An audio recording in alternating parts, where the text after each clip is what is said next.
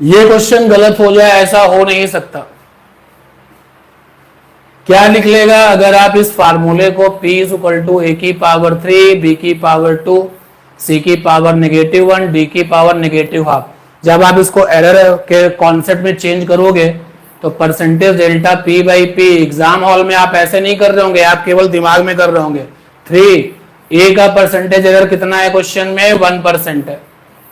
2 B का percentage error कितना है क्वेश्चन में? 3% है। सी का कितना परसेंटेज एरर है? 2% है। डी का कितना है? डी का 4% है। सॉल्व कर लीजिए। 2 2 जा 4, 2 2 जा 4 यानी 2 और 2 4, 3 2 जा 6, 6 और 4 10, 13%। तो फटाक से आपने आंसर टिक लगा दिया होगा। तो कुछ क्वेश्चन कैलकुलेशन मांग रहे हैं तो कुछ क्वेश्चन हलवा भी तो है, and that is the balance, actual balance है पेपर में। 32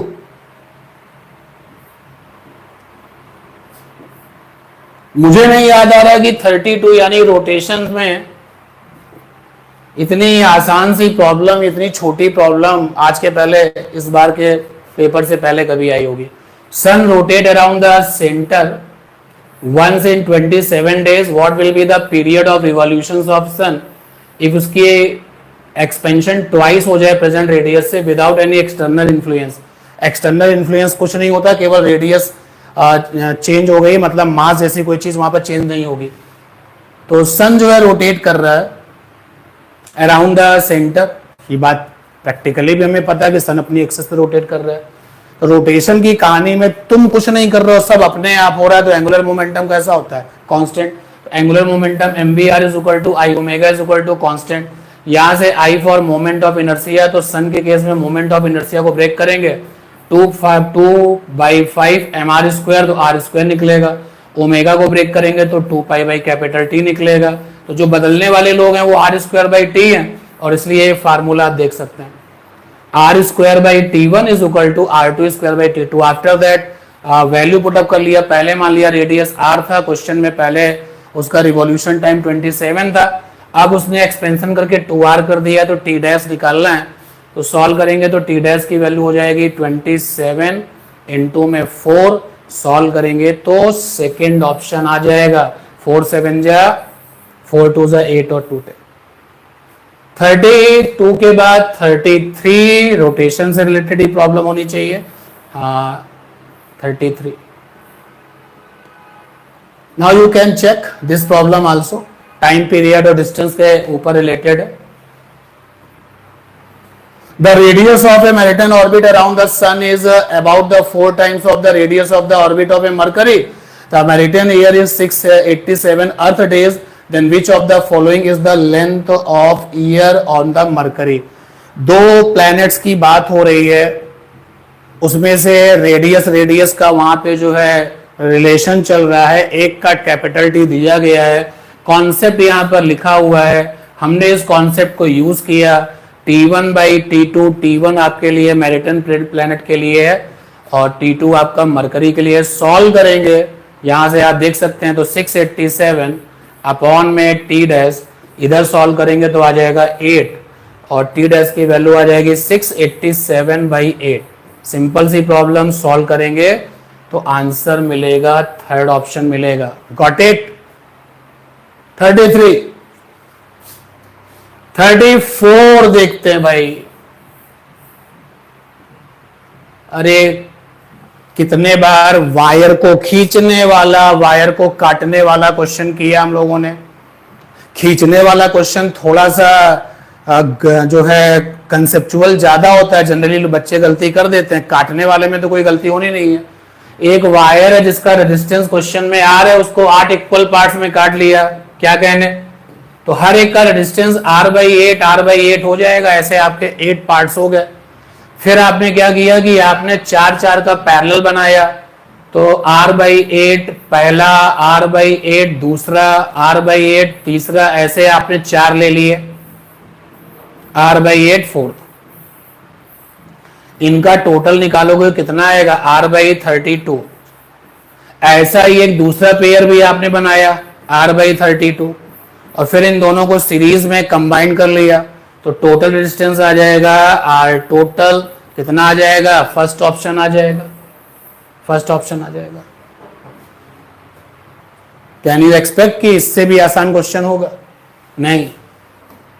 34 के बाद आ रहा है 35।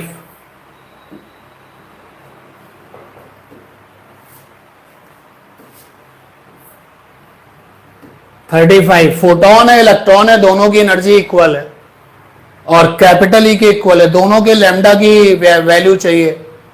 In case of photon lambda photon, in case of electron lambda electron. तो आप देखिए ये जो रिजल्ट हमने लिखा हुआ है ये फोटोन के लिए लिखा है, H C upon lambda P for photon. तो यहां से आपको जो है फोटोन का लैम्डा मिल गया। और क्योंकि इलेक्ट्रॉन आपका जो है डी ब्रॉगली को फॉलो करता है, तो डी ब्रॉगली के लिए kinetic energy P square by 2m, P is equal to 2mk। मुझे यहाँ पर k लिखना था लेकिन क्वेश्चन में कह रहा है कि इलेक्ट्रॉन की भी एनर्जी E ही है, तो यहाँ पर हमने k की जगह पर E लिख लिया क्योंकि क्वेश्चन ऐसा कह रहा है। तो यहां से रिजल्ट आ गया, देख सकते हैं पूरा रिजल्ट, जहां पे k है वहां पे E लिखा, पी स्क्वायर बाई 2m, और ये हमारा P फॉर मोमेंटम आ गया। इलेक्ट्रॉन का de Broglie wavelength h upon p, electron का डी ब्रॉगली वेवलेंथ p की वैल्यू ये पुटअप कर दिया, दोनों का रेशियो ले लिया। रेशियो लेने के बाद आप देखें रिजल्ट आया है c और under root 2m upon E. c under root 2m upon E कहां दिख रहा है, कहां चमक रहा है? फर्स्ट ऑप्शन है। ठीक, 35। 36 में चलते हैं भाई, 36 नंबर क्वेश्चन, क्वेश्चन नंबर 36।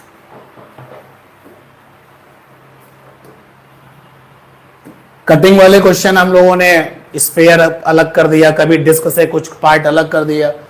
एक स्फेयर है, रेडियस r का है, जिसका कि cut into the larger solid sphere of radius 2r as shown in the figure. The ratio of movement of inertia of a smaller sphere to that of the rest part of the sphere about the y axis. Question आप पढ़ें और हमें यानी कटने के बाद जो बचा है उसका मोमेंट ऑफ इनर्शिया चाहिए। ये फार्मूला लिखा गया है स्फीयर के केस में मोमेंट ऑफ इनर्शिया का। तो जब इसको कट नहीं किया गया है, जब इसको कट नहीं किया गया है 2r, तब हमने मोमेंट ऑफ इनर्शिया पूरे स्फीयर का निकाल लिया है, जहां पर रेडियस थी वहां पे 2r लिखा गया, क्योंकि आप देख सकते हैं पूरे स्फीयर का विदाउट कटिंग जो है रेडियस 2r होगा। ये निकल के आ गया 8/5 mr²। और ये जो पार्ट आपने इसका कट किया है इसका हमने मास निकाला है। अगर मैं इसका मास m डैश समझता हूं कि इसका मास m डैश है, तो m dash is equal to total mass कितना है, कैपिटल M है, अपॉन में टोटल वॉल्यूम कितना है 4/3 पाई और 2r का होल क्यूब इनटू जो पार्ट आपने कट किया है उसका वॉल्यूम कितना है 4/3 पाई r क्यूब। सॉल्व करेंगे तो आ जाएगा m/8। तो जो पार्ट आपने कट किया है उसका रिजल्ट आ गया m/8। अब मुझे मोमेंट ऑफ इनर्शिया चाहिए होल का और कटने के बाद रिमेनिंग का। तो यहां पर थ्योरम ऑफ पैरेलल एक्सिस लगाई जा सकती है, देखते हैं यूज करके। अगर मैं ये सपोज करूं कि इस एक्सिस के about moment of inertia I dash है और ये जो पार्ट हमने कट किया है ICM,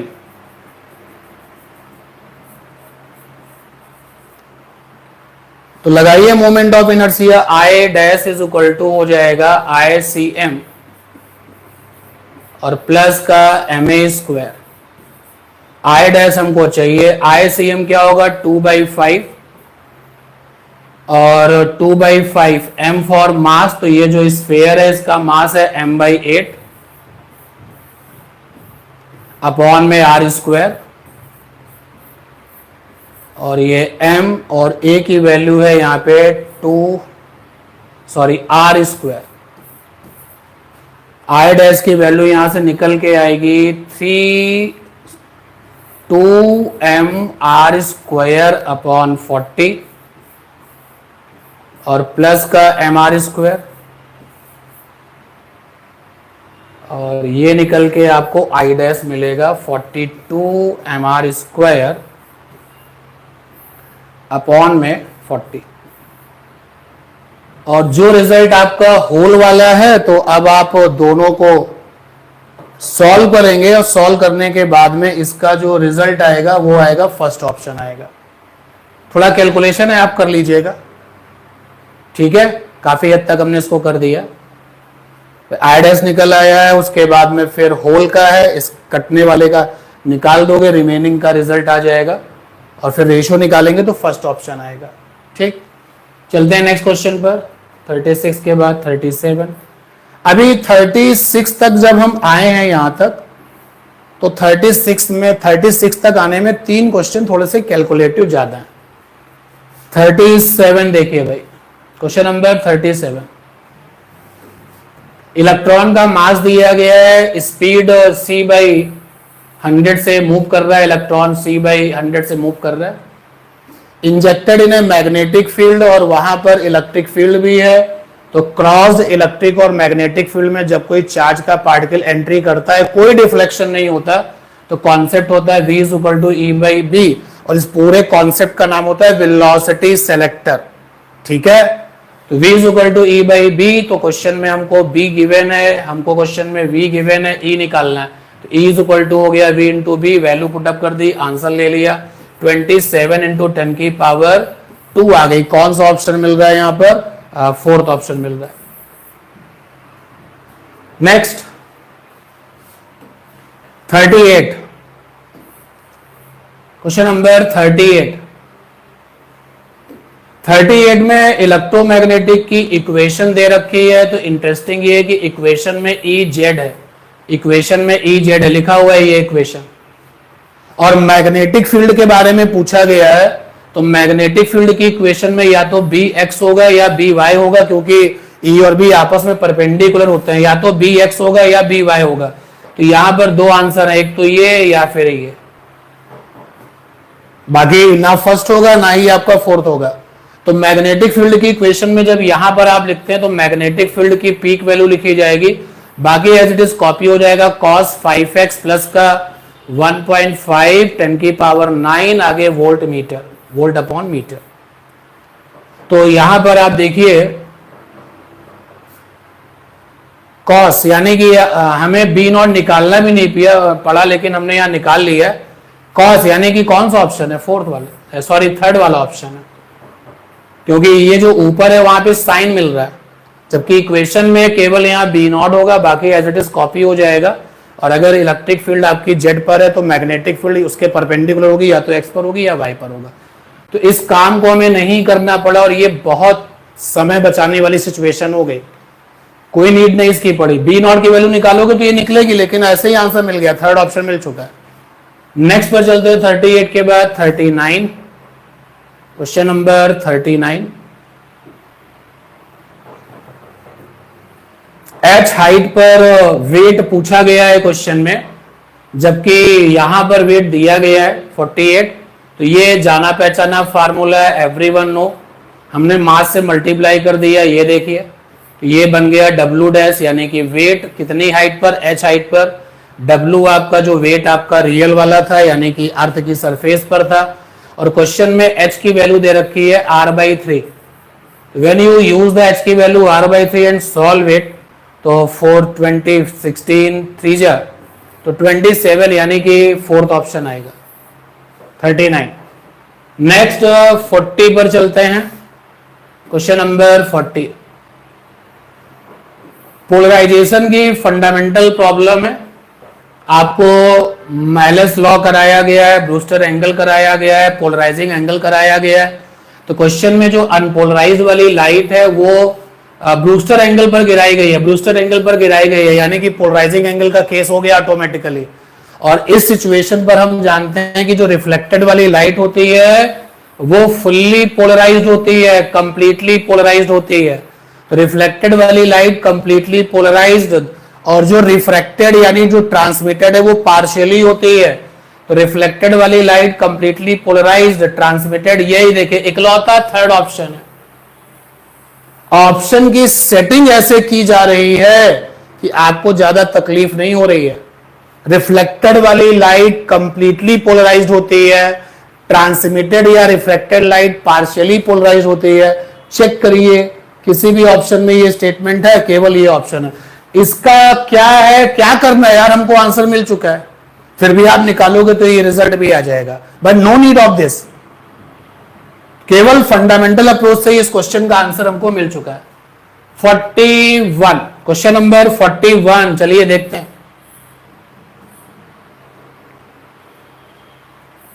41 थोड़ा सा कैलकुलेटिव, यानी कि ओवरऑल 41 तक जाने पर 4 प्रॉब्लम कैलकुलेटिव हैं।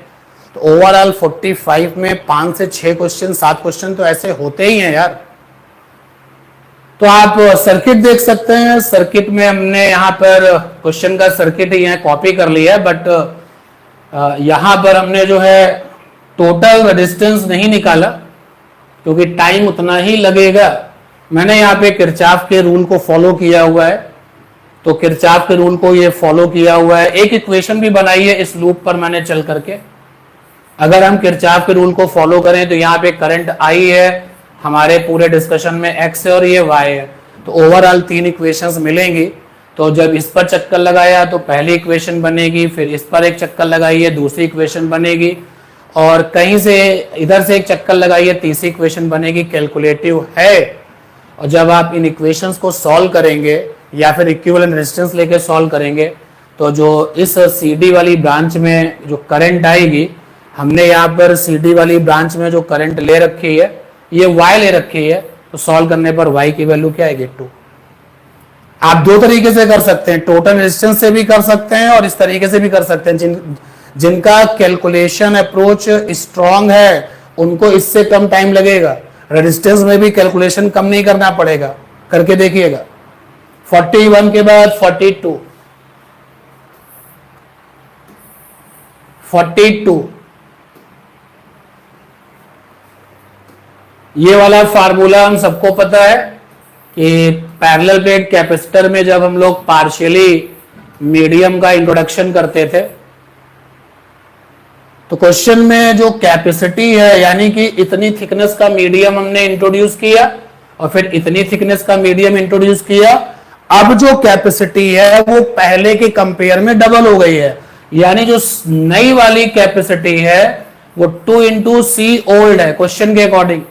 अब नई वाली कैपेसिटी क्या होगी, नई वाली कैपेसिटी फार्मूला है epsilon naught A D, D माने gap between the plate, T1 introducing medium का थिकनेस क्वेश्चन में 3D/8 है, T2 D/2 है, प्लस T1 3D/8 है, साथ में K1, और ये है आपका D/2 साथ में K2।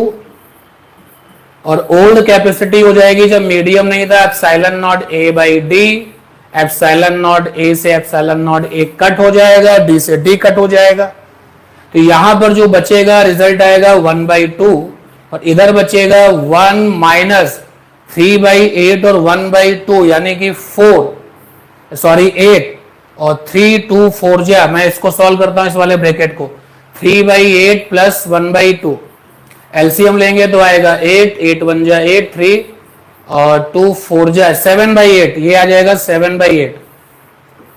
इधर से D कॉमन होके कट चुका है, ये आ जाएगा प्लस का 3/8। अब क्वेश्चन ने आपसे पूछा है कि इनको क्या चाहिए, इनको चाहिए K1 चाहिए, और ये भी दिया गया है K1 is equal to 1.25 K2। अगर आप इसको कन्वर्ट करोगे, देखिए मैंने कन्वर्ट किया तो K2 की जगह पर 4K1/5, तो यहां पर है 3/8 K1 और K2 की जगह पर आ जाएगा 1/2, K2 की जगह पर आ जाएगा 4K1/5। स्टूडेंट्स यहां से देखिए पूरी इक्वेशन में K1 रह गया है, सॉल्व करेंगे तो K1 की वैल्यू 8/3 आएगी, और फाइनली जब सॉल्व करेंगे तो रिजल्ट आ जाएगा 2.66। 3 2 जा 6, 0.36 जा 18, तो 2.66 42। सोल्यूशन का स्क्रीनशॉट ले लीजिए, जिस क्वेश्चन में एज ए हिंट दे दिया गया है, तो फाइनली आप उसको अगर करना चाहें, सॉल्व करके देखना चाहें तो कर सकते हैं। 42 के बाद 43, 43 callipers, vernier callipers, screw gauge, इनकी प्रॉब्लम अब आती हैं। बहुत अच्छे से इन प्रॉब्लम्स को हम लोगों ने क्लासेस में किया है। Diameter of a spherical object being measure किया गया with the help of a vernier calliper. Suppose it's 10 vernier scale division VSD are equal to its 9 main scale division MSD. The least division in the MS is 0.1 centimeter और जो error दे रखी है that is 0.1 when the jaws of a vernier caliper are closed, यानी कि इसमें error है यहाँ पर। The main scale reading of for the diameter is 5 centimeter. Number of coinciding vernier division is 8. The measure diameter after zero error correction is। तो सबसे पहले हम लोगों ने लीस्ट काउंट निकाला है, इस फार्मूले को यूज किया है। लीस्ट काउंट निकाला है, सिंपल जो फार्मूला हम लोगों ने कई बार पढ़ा है वो ये। तो लीस्ट काउंट का फार्मूला है ये, फार्मूला ये ऊपर लिखा है, कैलकुलेशन के बाद ये आया। फिर ये वर्नियर स्केल रीडिंग निकालिए। नंबर ऑफ डिवीजन क्वेश्चन में आपके 8 है, ये देखिए 8, और ये लीस्ट काउंट। उसके बाद फाइनल रीडिंग का फार्मूला है main scale reading, MSR, vernier scale reading और फिर माइनस का एरर। और जब आप इसको पूरा MSR जब सॉल्व करेंगे कंप्लीटली, MSR क्वेश्चन में 5 है, VSR 0.8 है और एरर यहां पे क्वेश्चन में दे रखी है 0.1। सॉल्व करेंगे तो फर्स्ट ऑप्शन आएगा। ठीक है, 43 के बाद 44, क्वेश्चन नंबर 44। 2 एम्पियर की करंट फ्लो हो रही है, 2 कॉइल्स हैं वहां पे कॉपर की, जिनकी रेडियस का रेशियो 1:2 है। रेडियस का रेशियो 1:2 है। करंट दोनों में 2 एम्पियर की है। तो मैग्नेटिक मोमेंट्स के पेपर में ओवरऑल देखा जाए तो 3 क्वेश्चन हो गए अब तक। तो M is equal to NIA, फिर A को ब्रेक किया πr²। क्वेश्चन में देखो दोनों पर करंट एक ही जैसी है, तो I वहां पर सेम है, N नंबर ऑफ टर्न है, 1 हो गया। तो मैग्नेटिक मोमेंट का R के साथ रिलेशन ये आ गया, तो M1/M2, और रेडियस को आपने वहां पे स्मॉल r से लिखा है, तो R1/R2 का होल स्क्वायर। सॉल्व किया 1/4, आंसर आ गया 1/4, यानी कि थर्ड ऑप्शन है। नाउ द लास्ट क्वेश्चन,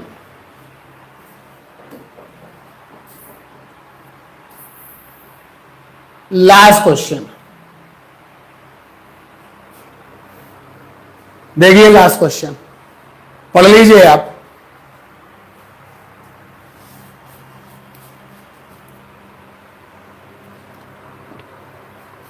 कुछ ऑप्शन यहां दिख नहीं रहे, मैं लिख देता हूं यहां पर। फर्स्ट और सेकंड तो दिख रहे हैं इसमें, मुझे लग रहा है कि फर्स्ट भी नहीं दिखेगा जब इसको सिचुएशन को सेट करेंगे।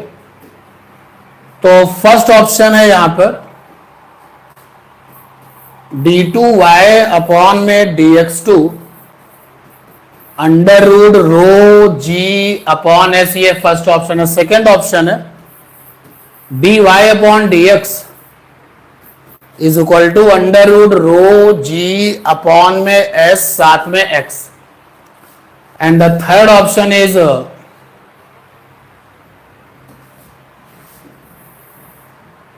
d2y dx2 ρg/s। Third option है d2y अपॉन में dx2 ρg/s। And the fourth answer is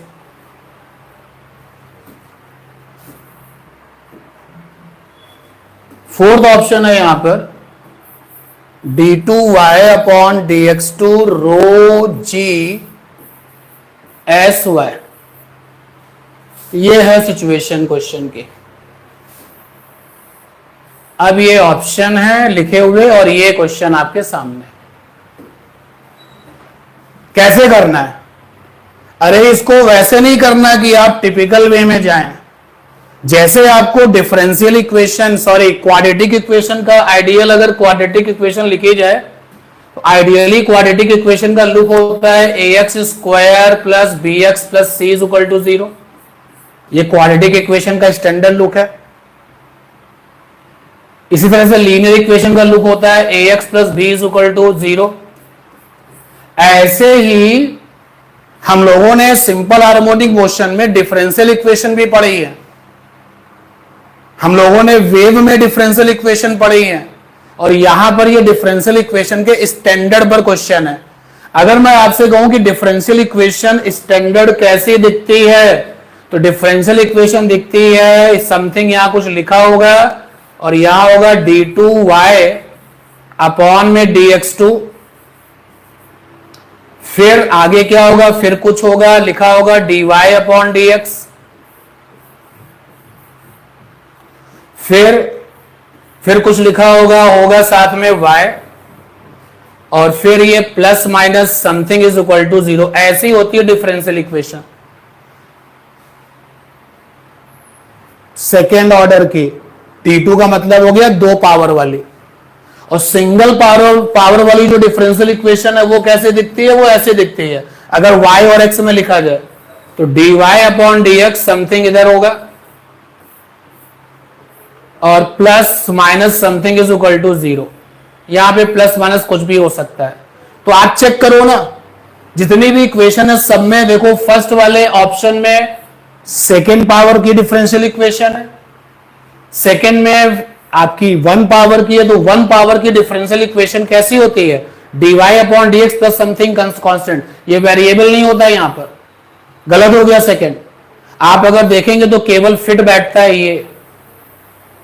ये देखिए ये फिट बैठता है d2y अपॉन dx2, हाँ है, साथ में समथिंग तो 1 हो गया, plus minus something dy upon dx, तो dy अपॉन dx यहां नहीं दिख रहा है, यानी कि ये वाला टर्म 0 हो गया, इसलिए इसने गायब कर दिया इसको। और फिर ये प्लस माइनस समथिंग, तो देखो रोजी एस और ये y, और प्लस माइनस समथिंग यानी कि ये। तो डिफरेंशियल इक्वेशन से अगर आप इसको कंपेयर करेंगे तो ये क्वेश्चन बहुत छोटा सा होगा, निकालने बैठेंगे तो this will be heavy and this is not the right way to solve this problem.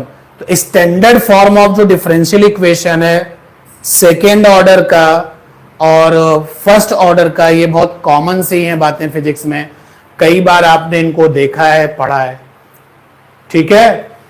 On basis of this fundamental approach we have fourth option. Okay, चलिए, thank you everyone, thank you, मिलते हैं आपसे next class में।